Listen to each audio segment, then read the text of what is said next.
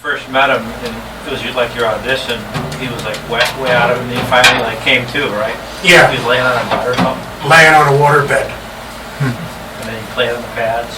Yeah, he just looked, he woke up in the room and he just looked around the room. It was black fur on the ceiling, walls, and floor. It was very 70s. Black fur, you know, like something out of Shaft. And, you know, I was pushed in there and told to sit down with some other folks, and I didn't know who or what was going on, but they were all very quiet. And I tried to make conversation, you know, like, hi, I'm Andy, whatever. You know, and they were like,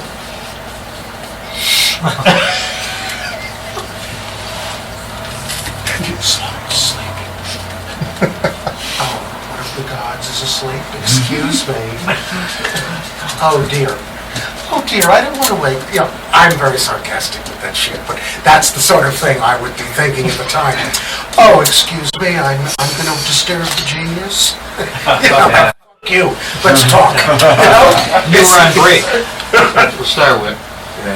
Were you on break? Troubadour. What, Troubadour? Yeah. Between it. Yeah, I was between shows with Carly Simon at the Troubadour on Santa Monica Boulevard. We went on first, then Cat Stevens. We opened for Cat Stevens. And then they'd clear the house, which would take 45 minutes. And then we'd go on. So I had like 2 hours to split right after Carly's show. I had about 2 hours to get to his house and be back in time for the second show. It was kind of chancy. You don't, you know, to leave your gig and just go off in a rental car, you know, that's not a cool They thing. didn't send a car, you had to get yourself up there? I had a Capri, a little rental from Budget that they gave the band. That's what happened then. They gave us one car for the 3 of us in the band, and Carly would have been, you know, driven probably. But I had the band Capri. We're at, you know, and I just said, guys, I'm out of here. I don't even think I told them, because they'd have been, hey, you shouldn't do that.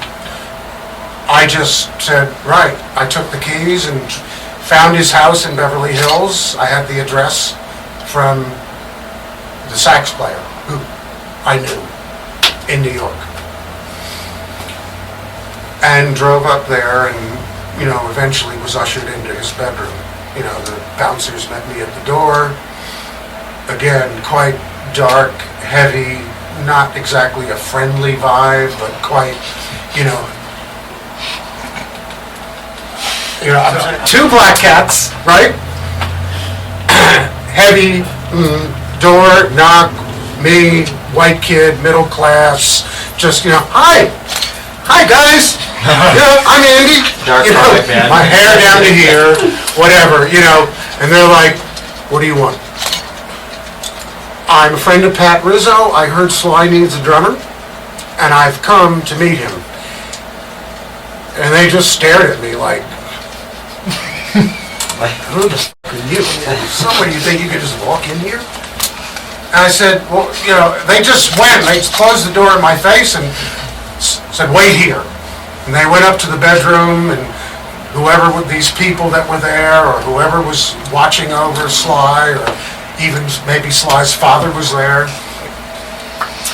And they just, some guys at the door said he's a friend of Pat Rizzo, and he's a drummer. So they just said, yeah, okay, it's cool, send him up. So I got ushered in, sat down in this dark room, people around, all hush-hush, because he's on the waterbed, not moving. What, are they just watching him sleep? Yeah, it was so lame. It was so lame. You know, just, It's a great one. yeah, just like the idea that I tried to make conversation and wasn't just in complete silence, to them was like horrific. You know, they really were like, Sacrilege. you know, like, and that's of course when my Larry David sense of humor gets going. And I'm like, what, is a problem, us talking? Well, I want to wake Sly up, right? I'm here for business. I don't say it, but that's how I have that, I only got 10 more minutes. Yeah. that inappropriate thing that Larry David does, always saying the wrong thing. I usually am putting my foot in my mouth, going, well, could we wake him up? Because I need to get out of here, sort of thing, but that's typical of me. Anyhow, he's just there, on his leather cowboy, sequin cowboy outfit. That's what he was into. He had this guy in LA make all these leather cowboy outfits. That was his lounging outfit. Frills, and, he was always dressed, the way, like he would be on stage. And just lying there, undulating on this waterbed. And I just thought, man, all right, I'll just sit this out for a minute and see what happens. And he eventually just rolled over and looked up. And he kind of squinted, looked around the room, and he got to me, and of course he didn't recognize me, and he just said, who are you? And I just said, I'm Andy, I'm Pat Rizzo's friend, which that's, he knows who Pat is. That was the name. He likes Pat. And he said, yeah. I said, well, Pat said you need a drummer, because I know Gregg Errico has left the band. And I would like to, I think I can do it right. I really think I'm the guy. Something to that effect. Just like, I'd like to play for you, or something. And he just said, actually, the one sentence I do remember specifically is he said, he was quite surprised by someone having sort of this audacity to make their way into his bedroom, and saying this to him, like, I think I'm the dude you need, in essence. He said, are you funky? That's what he said. He said, are you funky? And I said, yes, Sly. In this, it was so sort of, it was like a movie. Yeah. Some kid from the suburbs, white middle-class kid, but, well, yes, Sly, I am funky. It was, how else do I respond? He said, are you funky? What was I going to say? I just said, yes, Sly. Yes, I believe so. What else am I going to say? No. And he just said, play. And he pointed to these practice pads. It wasn't even a drum kit in the room. The Remo practice pads with the white tops and the beater. Yeah, they clatter more than funk. And he had a hi-hat. RTO8. A hi-hat. In his bedroom? In his bedroom. In the inner sanctum. And the cymbals were like something from Macy's. You buy a kit, their first Christmas kit, drum kit, and you get these little cymbals that within a week just bend, like, that's what he had on the hats. And his ride cymbal the same, it was like literally something from a kiddie store, from a kiddie set. But I just thought, well, that's it, this is the, it's now or never. Brought sticks with you? I don't remember. It's a good question, and I don't remember. But anyhow, I just thought, this is it. There are 30 seconds here to alter the course of my life. And this is it, and I just went to the kit and played kind of a funky beat. At the time, I was into my kind of all things, a Tony Williams kind of thing, where Tony Williams, in Lifetime, I went to see him play with John McLaughlin, and when he left the jazz thing, and a lot of the eighth note rock and roll things he was doing, he had this thing where he'd always be pushing the bass drum and the cymbal together, so it was like,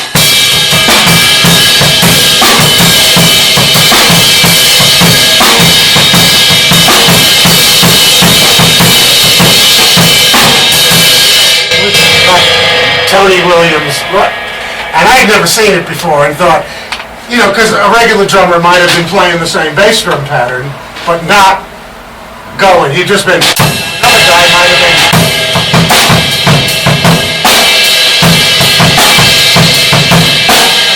Tony was like full, everything was tense, you know, and you had that. It's like an attitude thing. But this, when he played this rock and roll shit, I thought, wow, man, that is deep. That is, I'm affected. So I was into this head and started, you know, doing all my funk beats like that. Now,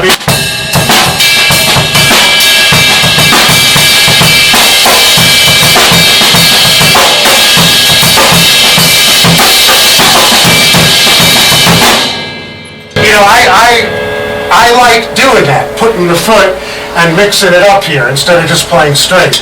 So that became my take on funky. Making the right hand go with the foot. And that's basically was my thing at that time in my evolution. And when I was in Sly's bedroom, I just thought, you know, well, that's what I'll do. I'll do just, you know, like...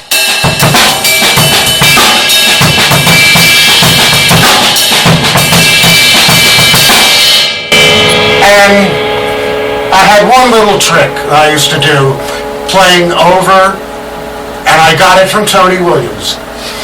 He would play over the one. So a drum fill would play past one.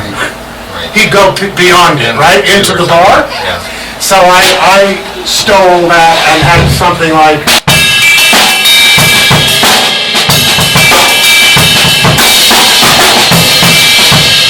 You know what I mean? Anyhow, I slipped a couple of those in and opened my eyes. I thought, well, let me see what's going on. Open my eyes. You know, were these guys going to be coming, pointing the gun at me or what? You know, it's...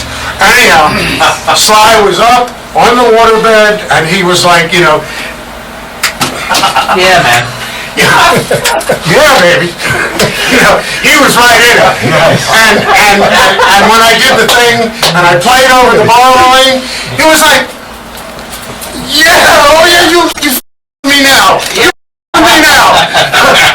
That shit tore him up. Over the bar, he's like, and he was trying to dance and sort of imitate visually what I was into. He was loving it, and that little thing, you know, past the one, it's sort of like, you got me. Yeah. You got me, man. You did. You want. You know. I threw a curveball at him. He thought it was going to resolve there, and it kept going. And it just. Anyhow, he loved that, and he just. And it was over in like 30, 40 seconds, and he just said, "All right. So what's your name again, Andy? All right. You're the new drummer in my band." Just like that. He said, "You're the drummer." This is it. A few people came into the room, a couple of band members were in other parts of the house. Said, this is Andy, he's our new drummer.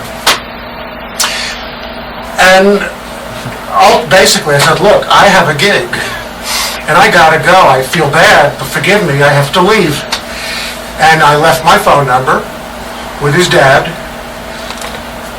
and said, thank you, goodbye. And I had to race back to the Troubadour and do my thing.